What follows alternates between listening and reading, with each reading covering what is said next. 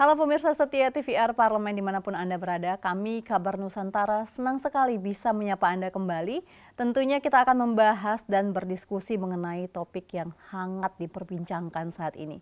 Dan pada episode kali ini kita akan membahas mengenai Undang-Undang Kesejahteraan Ibu dan Anak atau Undang-Undang KIA pada fase 1000 hari pertama kehidupan. Tentu kita mengetahui bahwa sudah lama sekali dinantikan, sempat ditunggu dan akhirnya telah diketuk pada paripurna di awal Juni 2024 yang lalu. Dan bagaimana nih terkait dengan Undang-Undang KIA ini akan kita bahas dan tentunya saya tidak sendiri, sudah hadir bersama dengan kami di studio TVR Parlemen, Ibu Maya Esti Wijayanti. Ibu, terima kasih atas waktunya. Terima kasih sudah diundang ke sini. Senang sekali Ibu bisa menyapa Ibu langsung nih di studio TVR Parlemen. Terima kasih, alhamdulillah, semoga Mbak juga sehat, Amin. juga semua pemirsa. Amin. Dan tentunya pemirsa, Ibu Maya Esti mewakili kita dari Dapil Daerah Istimewa Yogyakarta dari fraksi PDIP. Dan Ibu, kita langsung aja nih terkait membahas mengenai Undang-Undang KIA ini pada fase 1000 hari pertama kehidupan. Gimana nih Bu, kan ini kan sempat kita tunggu nih. Ya, dan prosesnya memang agak seru ya. Di Maret kan udah fase tingkat pertama. Iya, jadi begini, ketika RUU itu masuk, RUU ini mengaturnya sampai usia 18 tahun, usia anak. Nah, tetapi naskah akademiknya lebih fokus kepada 1000 hari kehidupan. Termasuk di dalam naskah akademik ini kita pelajari betul bahwa memang kita punya PR besar Republik ini. Tentang apa? Tentang adanya stunting yang angkanya cukup tinggi. Di angka 22 lebih. Artinya angka ini cukup membahayakan kalau kita mau berbicara Indonesia emas di tahun 2045.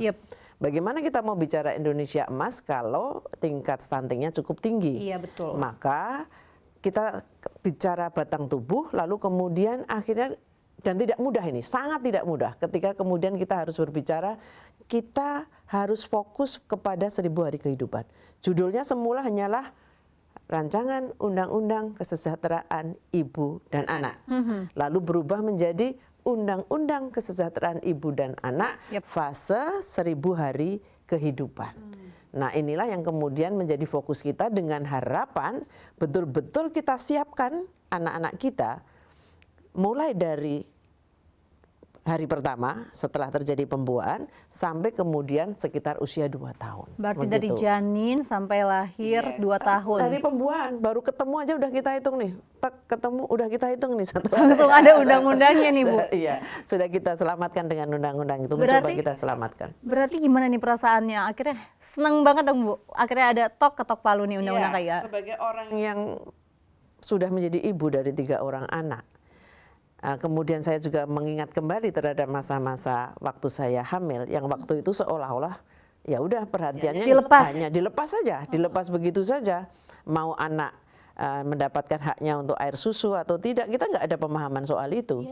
Air susu harus sampai eksklusif harus 6 bulan, tidak boleh ada ini. Kemudian suami juga harus ikut andil. Bagaimana ketika suami itu bekerja, dia juga punya hak untuk cuti mendampingi istrinya yang melahirkan. Lalu kalau istrinya ini bekerja, yang melahirkan bekerja juga harus mendapatkan haknya untuk bisa mendapatkan cuti dan tetap menerima gaji. Nggak mudah juga loh untuk memutuskan itu. Kemudian ada tambahan 3 bulan kan, bulan keempat tetap 100% diterimakan gaji, bulan ke 5, 6, 75%. Artinya apa? Betul-betul kami berhitung di mana ruang-ruang untuk menyiapkan anak-anak kita melalui proses dari janin sampai kemudian usia di 1000 hari atau sekitar 2 tahun mendapatkan prioritas perhatian dari negara. Berarti tadi udah bisa kita lihat berarti pertimbangan mengubah nama dari Undang-Undang KIA jadi Undang-Undang KIA Kesejahteraan Ibu dan Anak pada fase 1000 hari pertama kehidupan. Tadi udah latar belakangnya itu tuh Bu. Betul. Nah, kalau poin-poin penting yang kita bahas di dalam undang-undang ini tuh apa aja sih Bu? Ya, mungkin saya sedikit refleksi. Karena saya kebetulan juga di Panja ya. Bagaimana kita mendengarkan dari banyak pihak yang memang harus kita dengarkan.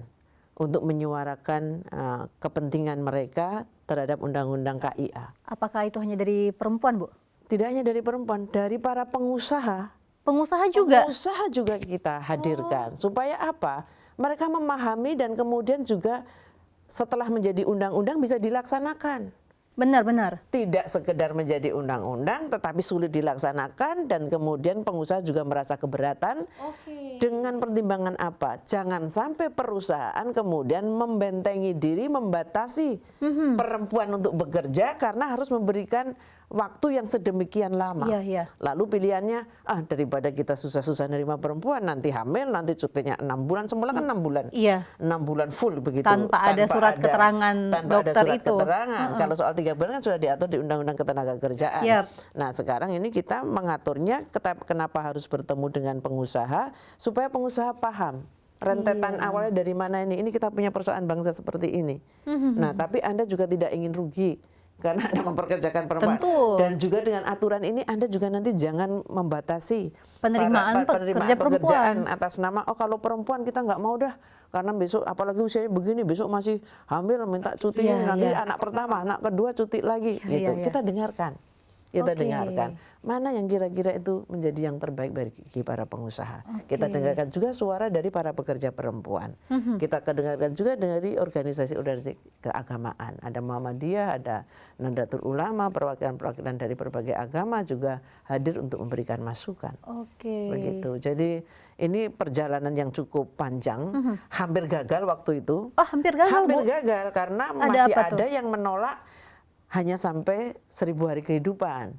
Karena kalau hanya sampai 1000 hari kehidupan, Kemensos mengatakan nanti cover kami terhadap anak itu hanya sampai umur 1000 hari. Artinya hanya sampai balita kan. Padahal Undang-Undang untuk Kesejahteraan Sosial itu mengampu sampai anak 18 tahun.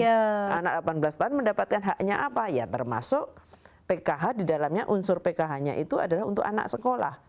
Lalu kita diskusikan, muncullah di ketentuan umum bahwa itu hanya berlaku di undang-undang anak yang dimaksud di dalam undang-undang KIA ini adalah anak yang berusia sampai dengan 1000 hari kehidupan, artinya sekitar 2 tahun. Dan itu tidak akan menghapus undang-undang menghilangkan kewajiban negara dan hak anak 18 tahun untuk menerima bantuan sosial ataupun perlinsos dari berbagai instansi. Berarti udah terjawab nih, ada yang mengkhawatirkan nanti tumpang tindih dengan undang-undang yang lain. Nah, berarti kan dari Kemensos berarti udah clear nih Bu ya. Kemarin kan agak ribet, kemarin kan masih tarik ulur, lalu kita buat kata-katanya sesuai bahasa hukum itu tidak akan mengganggu, tidak akan kemudian membuat ruang bantuan untuk anak sampai usia 18 tahun dihilangkan karena ada ketentuan di ketentuan penutupnya yang tidak mengatakan bahwa ketika undang-undang ini ada maka undang-undang kesejahteraan sosial dihapuskan. Nggak ada. Masih tetap berlaku. Ini tetap undang-undang baru untuk lebih fokus kepada 1000 hari kehidupan. Nah tadi kita kembali ke poin penting yang tadi itu Bu. Poin penting yang dijabarkan di dalam undang-undang KIA ini apa aja itu Bu? Kewajiban seorang ibu yang tidak terkendala, misalnya menyusui harus sampai 6 bulan. Eksklusif 6 bulan. Eksklusif 6 bulan itu memang diupayakan untuk bisa diberikan secara penuh oleh seorang ibu. Kecuali ibu itu ada kendala, kita harus memahami ada perempuan yang nggak bisa menyusui, ada yang air susunya nggak keluar.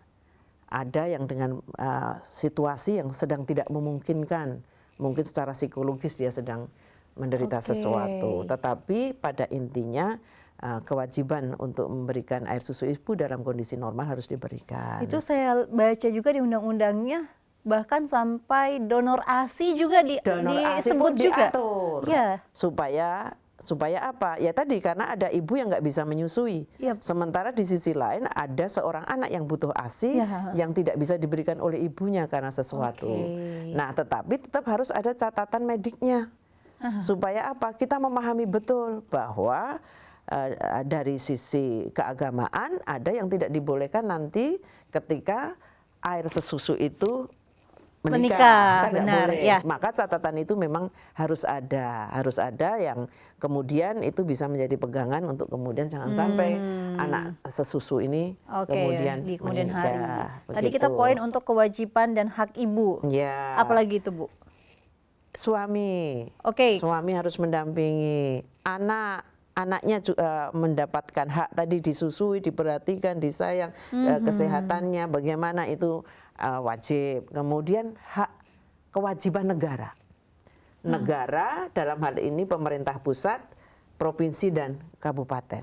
Oke. Untuk apa? Mengalokasikan anggaran yang memadai di dalam rangka memberikan fasilitas kepada mereka, termasuk membuat mungkin perda atau keputusan-keputusan di tingkat daerah yang memang dibutuhkan untuk bisa melaksanakan apa yang sudah dituangkan di dalam rancangan undang-undang KIA. Tentu banyak sekali perintilan yang harus dilakukan negara ya, Bu, untuk mendukung undang-undang KIA Ya, ini memang ya. negara harus hadir.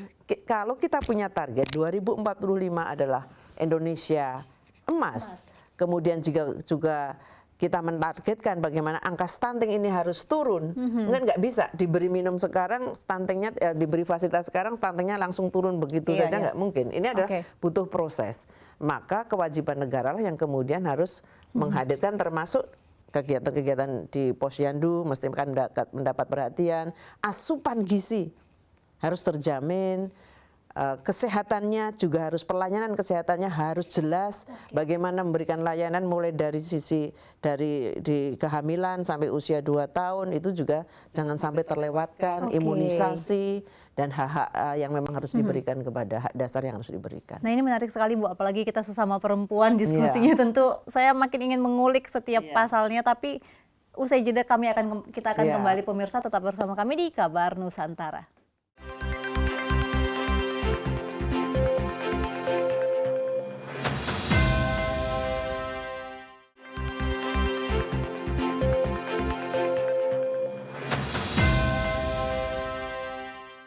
Terima kasih pemirsa, Anda masih menyaksikan Kabar Nusantara. Kita masih membahas mengenai Undang-Undang Kesejahteraan Ibu dan Anak. Dan tadi sudah kita bahas bagaimana Undang-Undang KIA ini pada awalnya niat untuk merevisinya dengan tujuan untuk memperbaiki kesejahteraan ibu dan anak di Indonesia. Karena masih ditemukan banyak laporan dan juga penelitian kesejahteraan ibu dan anak di Indonesia masih membutuhkan perhatian.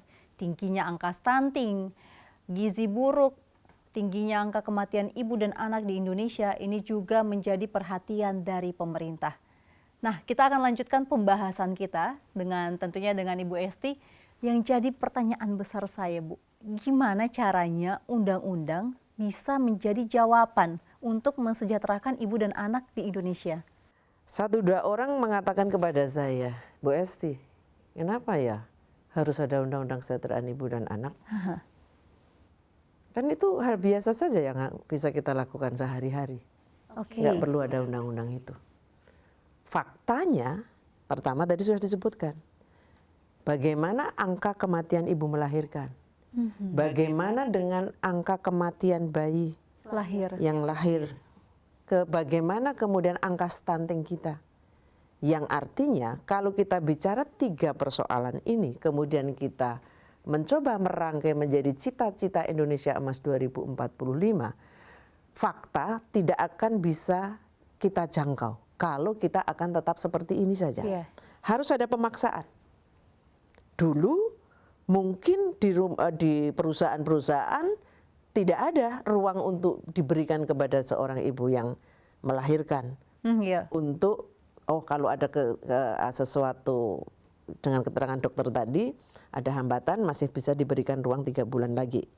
Juga tidak ada kewajiban seorang bapak untuk bisa menunggui istrinya melahirkan, menunggui anaknya. Di undang-undang sudah diatur kalau ini melahirkan maka bapaknya berhak cuti dong. Cuti melahirkan, bukan bapaknya yang melahirkan. Cuti menungguin ibunya, istrinya mendampingi istrinya yang melahirkan. Jadi ini sesuatu yang memang untuk sebuah afirmasi action memang harus ditekan. Ditekan untuk kemudian dilaksanakan karena ini sudah berwujud undang-undang, hanya pengawasan kita harus baik. Nah, iya benar. Bahkan undang-undang ini juga tidak kemudian mengatakan ini anaknya siapa yang harus diberikan haknya. Ibu yang seperti mana? Tidak. Semua anak yang lahir di Indonesia ini sampai 1000 hari kehidupan akan mendapatkan haknya, mendapatkan perhatian dari negara. Dan negara wajib hadir untuk supaya mereka jangan sampai terjadi stunting dan juga itu akan menimbulkan persoalan kecerdasan dan yang lain sebagainya ke depan. Oke, regulasinya kan sudah ada, Bu, dan tentu DPR tidak akan berhenti terhadap hanya sampai legislasi.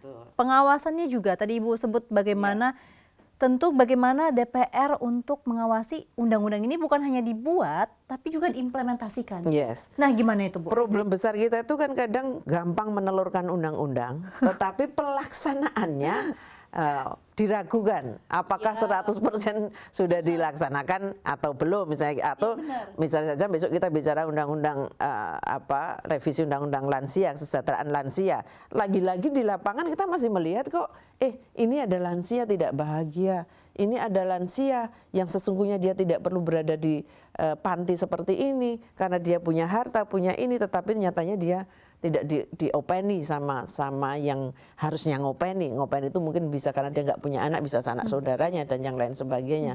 Masih ada yang seperti itu.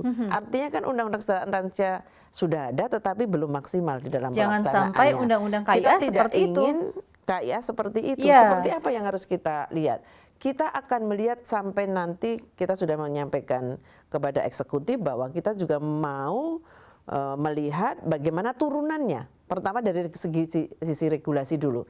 Keputusan menterinya seperti apa sebagai bentuk turunan dari undang-undang ini. Kan nanti harus ada mungkin dari Menteri Sosial, mungkin dari Menteri Pemberdayaan Perempuan dan Anak, mungkin juga dari kementerian lain yang memang ini tugasnya adalah mengeluarkan keputusan-keputusan yang kemudian ada tindak lanjut sampai di tingkatan bawah. Betul-betul 1000 hari kehidupan anak termasuk bagi ibunya itu betul-betul bisa terlaksana sesuai harapan kita yang berada di undang-undang tersebut. Maka kita juga perlu melihat pemerintah daerah sampai kapan kita beri batasan untuk bisa memberikan fasilitasnya. Ya, tentu saja DPR ini kan banyak ya. Ya kita titipkan nanti kepada seluruh anggota DPR pengawasan terhadap semua wilayahnya. Masih adakah anak-anak kita yang tidak teropeni dengan baik? Masih adakah ibu yang tidak bahagia ketika melahirkan? Ada problem apa? Lalu harus seperti apa? Ya saya kira ini bentuk pengawasan yang memang harus kita lakukan. Nah, untuk turunannya itu sampai kapan Ibu kita untuk nunggunya? 2 tahun kan memang harus sudah dalam diselesaikan. 2 tahun sejak diundangkan kan harus sudah bisa dibuat. Maka secepat mungkin tidak perlu menunggu 2 tahun. Secepat mungkin itu harus segera dibuat turunan peraturan perundangannya. Di dalam undang-undang KIA ini kan Bu juga disebutkan bahwa harus ada fasilitas kepada ibu menyusui di kantor atau mungkin di transportasi umum mendapatkan perlakuan khusus.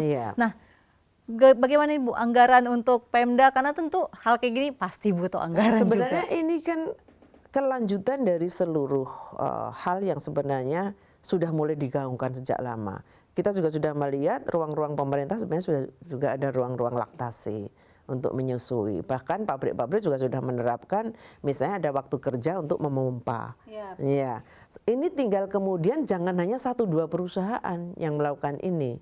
Mereka perusahaan, kantor-kantor sudah bisa kok juga melaksanakan ini. Artinya apa? Tinggal kemudian disebarluaskan, diinformasikan, maka semua wilayah bisa memberikan fasilitas seperti itu. Menurut saya tidak terlalu sulit untuk bisa memberikan ruang-ruang seperti itu. Karena sekarang di bandara juga sudah ada ruang laktasi. Di mal-mal juga banyak, ada ruang laktasi. Ya, artinya ini hanya kembali kita ingatkan penekanan supaya nanti yang belum ada, kantor-kantor pemerintah yang belum ada, kantor-kantor atau perusahaan-perusahaan yang belum ada, memberikan ruang seperti itu. DPR juga harus itu, Bu. Iya, DPR belum ada ya? Belum ada di TV Parlemen, belum ada nih, Bu. Iya, ini justru ini gajah di pelupuk mata tidak nampak, rumah di seberang lautan jadi nampak ya. Jadi saya kira terima kasihlah diingatkan, mestinya di sini ada. Ada lagi nih Bu, yang saya baca tuh di dalam Undang-Undang KIA di pasal 4.3E. Akses penitipan anak yang terjangkau secara jarak dan biaya. Bu, DPR belum punya daycare loh, Bu. Nah ini gimana tuh, Bu? Iya, jadi kalau kita nggak bicara di DPR saja ya, Ya, kita instansi bicara lain secara juga. instansi yang lain. Nah, sebenarnya kan harapan untuk kita mempunyai tempat penitipan itu sebagai bagian dari melindungi anak-anak Anak, kita. ya. Kalau memang perusahaan bisa kan di tempat perusahaan itu ada penitipan anak. Kalau tidak, bagaimana kemudian si ibu bisa ke tempat penitipan yang terdekat, yang kemudian diberi waktu untuk kemudian si ibu bisa menengok, menyusui dan yang lain sebagainya. Memang tidak bisa terlalu cepat untuk kemudian mengatakan semua tempat harus ada tempat penitipan anaknya. Berproses Pasti ya, itu Bu, ya. butuh proses, tetapi tetap harus ada report progres, harus ada progresnya yang baik. Apapun ini adalah upaya kita bersama. Kalau tadi saya menarik juga dari pernyataan Ibu yang dalam menyusun rancangan undang-undang KIA ini juga mengundang para pengusaha. Dan memang kan pada implementasinya sulit sekali ya Bu untuk diterima para pemberi kerja. Iya. Waktu itu apakah ada mungkin sedikit kontra atau apa yang disampaikan oleh para pengusaha terkait dengan catatan mereka untuk penerapan implementasi undang-undang ini, Bu? Awalnya undang-undang ini bisa sampai 6 bulan untuk cuti. Tanpa surat keterangan dokter. Yes, Oke, bisa mungkin sampai 6. mungkin pemirsa masih mungkin ada yang awam. Nah, tadinya kan Ibu 6 bulan tanpa ada surat keterangan dokter. Yes. Kalau sekarang kan 3 bulan sesuai Wajib. undang-undang kerjaan wajib. Lalu jika ada kondisi tertentu dengan surat keterangan dokter bisa dilanjutkan menjadi 6 bulan. Oke. 6 bulan itu bulan pertama sampai ketiga tetap 100% gaji.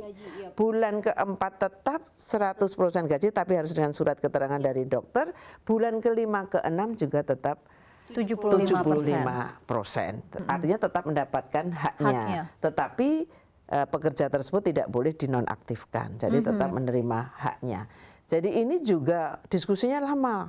Kalau 6 bulan yang pekerja pun juga khawatir. Kalau kami 6 bulan nanti kami cari pekerjaan juga susah loh Bu. Iya, Betul kan? Benar. Gimana kami nanti kami yang perempuan ini jadi susah cari pekerjaan karena pengusaha harus kehilangan 6 bulan. Gitu. Kemudian kalau 3 bulan kan sudah jalan. Nah kita ingin memberikan lebih. Memberikan lebihnya apa? Ada ruang nih. Jadi kamu nggak boleh pecat loh ya.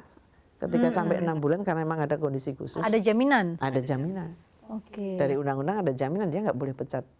Pengusaha setuju akhirnya. Pengusaha setuju karena tadi harus dengan surat keterangan dokter dengan kondisi khusus. Begitu. Tapi nih Bu, kita sedikit nih kalau misalnya di masyarakat mungkin kan kalau untuk mendapatkan yang surat keterangan apa semacam itu kan mudah itu. Iya gitu Bu. Nah gimana itu Bu? Kadang kan kita juga pasti pengusaha atau pemberi kerja kan mungkin ini benar nggak sih atau khawatirnya ada hal-hal penyimpangan seperti itu. Faktanya begini Mbak. Kehilangan 25% gaji itu kan juga tidak ringan. Sehingga kalau tidak dalam kondisi sangat khusus, saya meyakini pekerja ini juga tetap berniat ingin bekerja. Itu dari sisi pekerja. Dari sisi pengusaha pun, masa sih orang sehat dikatain sakit? Walaupun ada yang 1-2 tapi nggak banyak lah. Kalau banyak persoalan juga nih di dunia kedokteran kita. Iya benar. Iya kan? Ada persoalan juga. Nah artinya dari sisi kedua belah pihak ini sama-sama merasakan bahwa itu yang terbaik. Pengusaha mengatakan, oke, memang saya kira ini jalan keluarnya. Lalu juga bagi pekerja, iyalah nanti kalau 6 bulan kami nggak dapat pekerjaan lagi kalau caranya begini. Susah begitu. Termasuk juga kehilangan pemasukan kan begitu. Ya. Oke. Ya. Masih menarik ini Bu untuk kita bahas, namun kita akan lanjut. Pemirsa jangan kemana-mana, tetap bersama kami di Kabar Nusantara.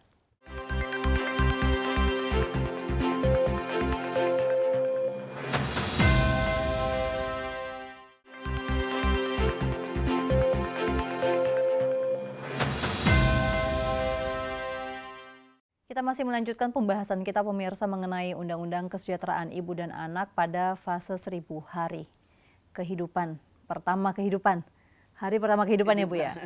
Nah Ibu, ini dalam Undang-Undang KIA ini kan juga disebutkan bahwa ini bukan hanya untuk ibu yang bekerja, tapi juga mengayomi untuk ibu lain yang mungkin dalam kondisi tertentu yang mungkin dalam terkait dengan hukum atau Yes. kesehatan tertentu. Nah, Iya. bagaimana ini, Bu? Iya, jadi saya harus menyampaikan supaya perlu ada ketegasan pemahaman. Ini tidak hanya berlaku pada ibu yang bekerja, tetapi ibu yang mungkin hanya ibu rumah tangga saja.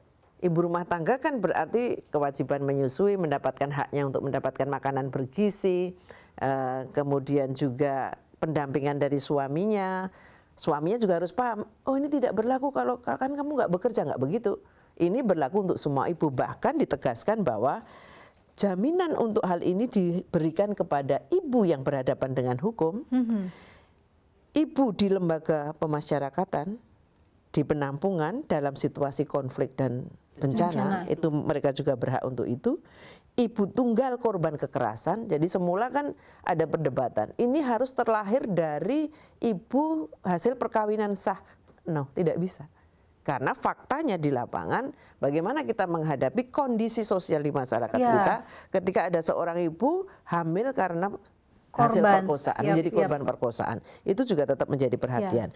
Ibu tunggal korban kekerasan, lalu ibu dengan HIV/AIDS. Tetap mendapatkan layanan dari sisi kesehatan, fasilitas jaminan untuk makanan bergizi, dan yang lain sebagainya. Ibu di daerah tertinggal, terdepan, dan terluar. Ini PR besar bagi Republik. Bagaimana kita mampu menjangkau wilayah-wilayah terluar, terdalam yang mungkin di wilayah-wilayah yang sangat tertinggal. Artinya itu nanti akan berkaitan erat dengan pemenuhan fasilitas kesehatan.